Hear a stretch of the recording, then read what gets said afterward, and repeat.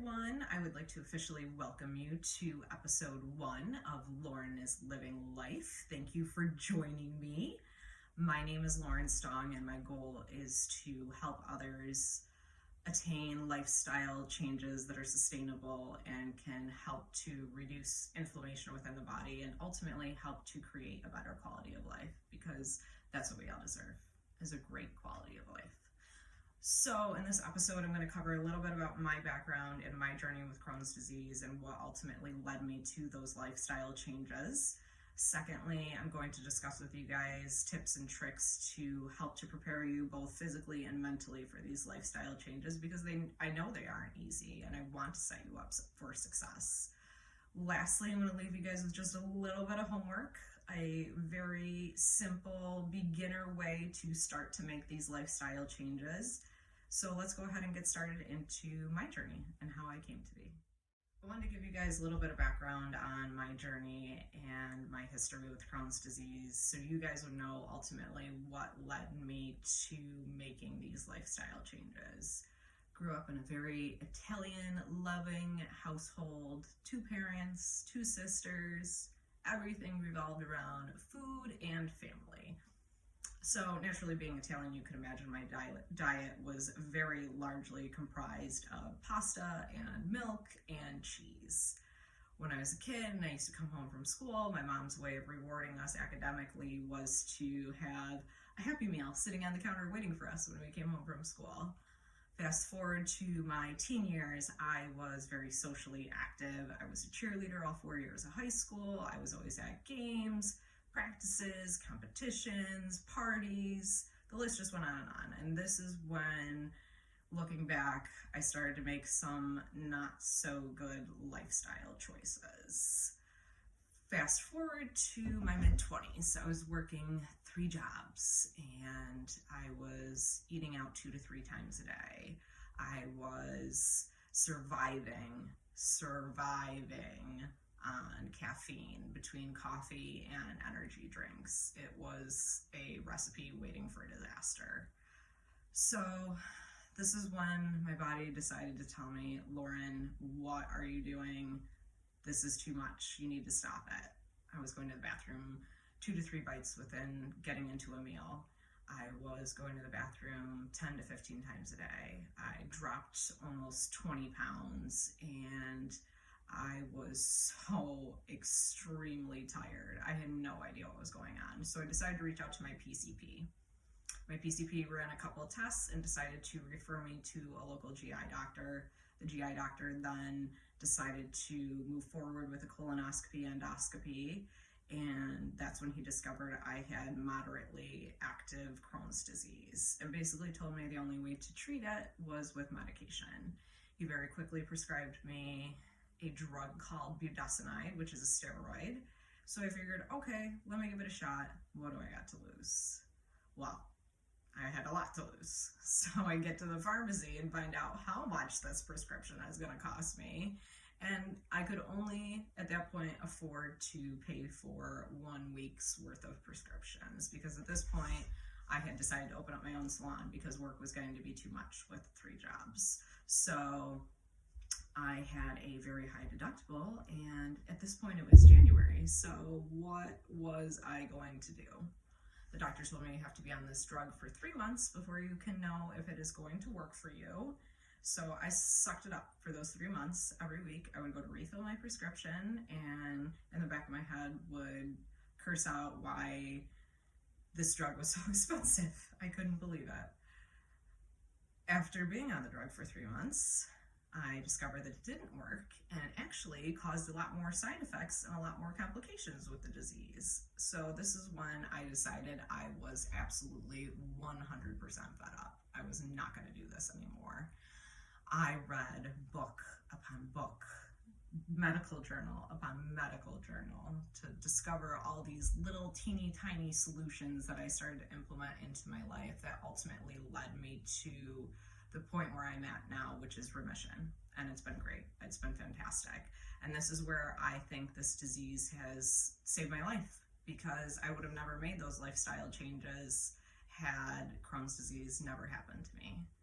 So I wanted to share this information with you guys because I think it's valuable if you can trace your disease and really realize how much time and energy and money you've invested into this disease, and maybe start taking that time instead and being your own advocate, not just taking what I say, what your friend says, what the doctor says, and giving it 100%. Doing your own research, really, really important. So I'm now going to lead you guys into tips and tricks with our lifestyle changes. To start you guys out with a quote. When I was teaching in a classroom, I used to always love to start a lesson with a quote that pertained to the information I was going to be talking about. So the quote I found for you guys is by Peter Senge, and he says that the easy way out usually leads back in, which is true, because a lot of times in our culture and society, nobody's got time for anything. Everybody wants a quick fix, put a band-aid on it, and let's go. Let's get this show on the road. But I can tell you from experience, and I'm sure you guys have all had very similar experiences, where the easy way is not the best way.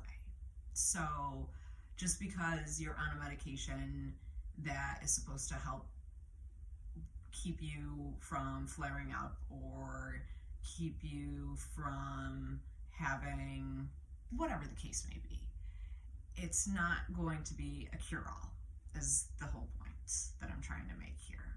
So I have to applaud any of you that actually commit to a lifestyle change, because it is a very difficult thing to do. When you've been living your life a certain way your whole life, you can't just turn around and be like, oh, you know what? I wake up on the left side of the bed normally, so let me just get up on the right side of the bed today. It's kind of weird. It's a weird thing to do. It's a weird habit to get into. So I have been successful doing it, and I am very excited for you guys to all maybe hopefully make some lifestyle changes that you can commit to that will help to, again, reduce the inflammation within your body. So I'm going to lead you guys with a couple of tips and tricks. First rule, always, 100% of the time, is that you know your body better than anyone else, better than your mom, who used to change you when you were a little kid, and better than your doctor who has x-rays and pictures of your insides. You know your body better than anyone else. So here's the thing, is you know when your body's trying to tell you something, listen to it. Let me say that again. When your body is trying to tell you something, listen to it. Don't ignore it. Very important. So one of the very first things I started doing that was recommended to me, which I kind of laughed about, and I'm like, yeah, right, I'm never going to do that, is actually committing to making a journal of your life day to day. So I pulled this out. This is from June 10th of 2016, when I started to make my lifestyle changes. So get a notebook, get a pen, favorite colors, make it fun. Some of you like to do this stuff, so you might actually take joy in doing something like this. But what I think is really important to document is, one, how much sleep are you getting? Okay, very, very important. Some of you guys tend to neglect sleep, and sleep is your body's time to recover, to repair itself, to rest, to recollect. Okay, so I want you recording that.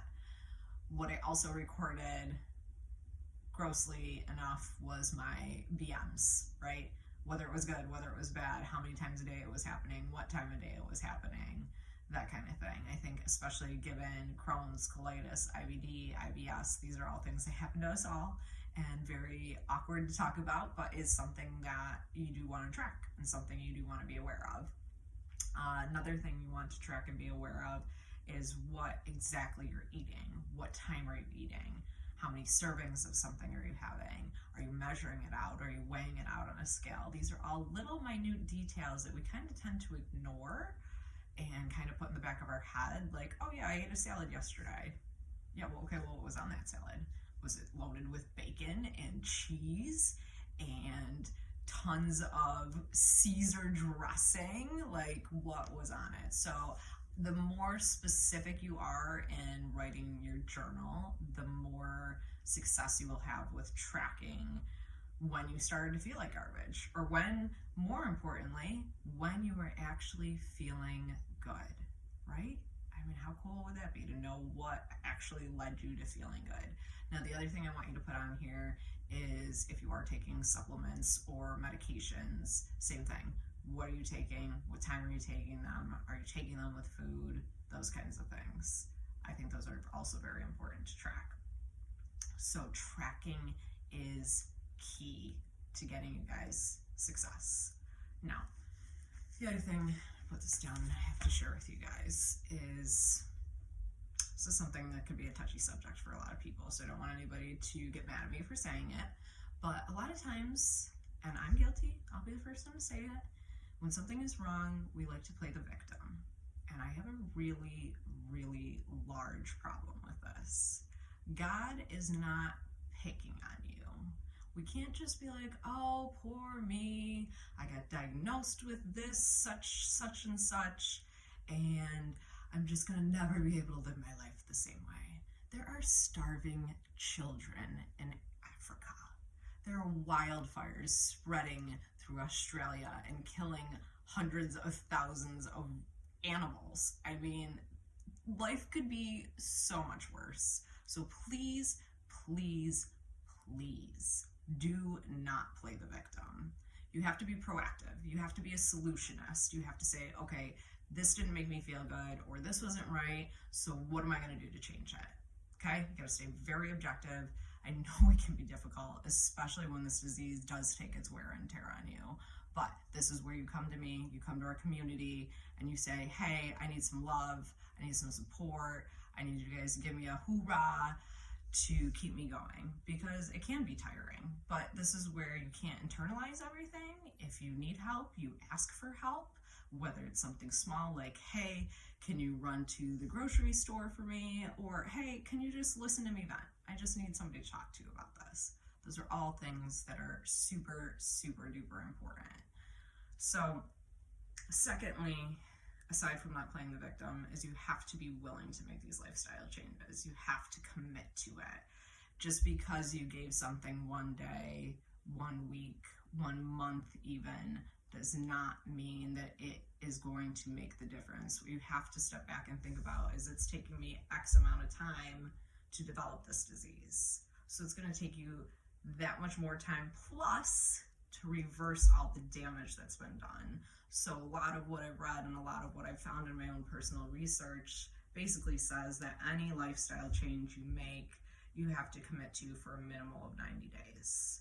So that's something that really has to resonate with you. Just because you've given something a try for, like I said, a day, a week, a month, it might not make the difference initially. You have to, again, reverse all the damage that has been done internally and really, really start to commit to those changes. And they're not going to be easy ones. Again, I know that. They're not easy. So stay committed. If you need a support system, I am here. I'm trying to create this community of people to give you the support that you need, because that is super, super duper important. A lot of us don't have friends and family because we've been so sick that we've spent our whole times inside like a hermit and don't have anybody to reach out to. So I'm telling you right now, firsthand, I'm here.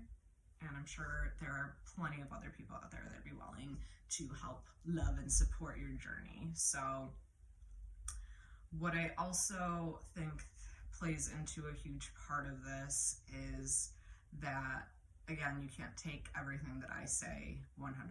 You can't take everything that your doctor says 100%. You have to do your own research, your own advocating to understand what your options are and what will make a difference. These are things that are all really important. Let's get to your homework for the next couple weeks. My homework for you guys this month is to sit down, and I want you guys to start to record your journals. And I really want you to track and be aware of what you are doing, what you are feeling, when you're feeling it. So that's my first step for you guys. My other lifestyle suggestion, very, very good one to start implementing, is to make sure that you are getting enough sleep. Somebody who suffers from an autoimmune disease should be getting no less than 7.5 hours of sleep. I want you to commit to that. Like I said, sleep is your body's time to recover from things. Okay, so that's gonna be your 2 pieces of homework until I talk to you guys the next time. I think you should be able to handle that. However, I am always here for support 100% of the time. I'm trying to create this community for you guys so that we can all lean on each other in hard times. But I think that that's probably going to be one of the hugest ones to start with that I think a lot of us rob ourselves of because of our busy lifestyles. So if you are struggling with it, sit down, and again, this kind of stuff always helps me out, map it out. What does my schedule look like? When can I actually sit down, unwind, clock out for the night, and go to bed, right? My suggestion to you, if you guys need help, I am here for you. I am very looking forward to presenting to you guys in the next episode further lifestyle changes, and these ones are going to be a little bit more fun. So in the meantime, your last bit of homework is to download an app called Think Dirty. So I'm going to walk you through it, but the app, like I said again, is called Think Dirty, and I'm going to give you guys a little bit of guidance about that. So 3 pieces of homework. It's probably a little bit more than what you had anticipated. 1, start documenting. 2, get yourself some sleep. And lastly, download the app Think Dirty. Looking forward to checking in with you guys in a couple weeks. Stay well, and I will talk to you guys soon.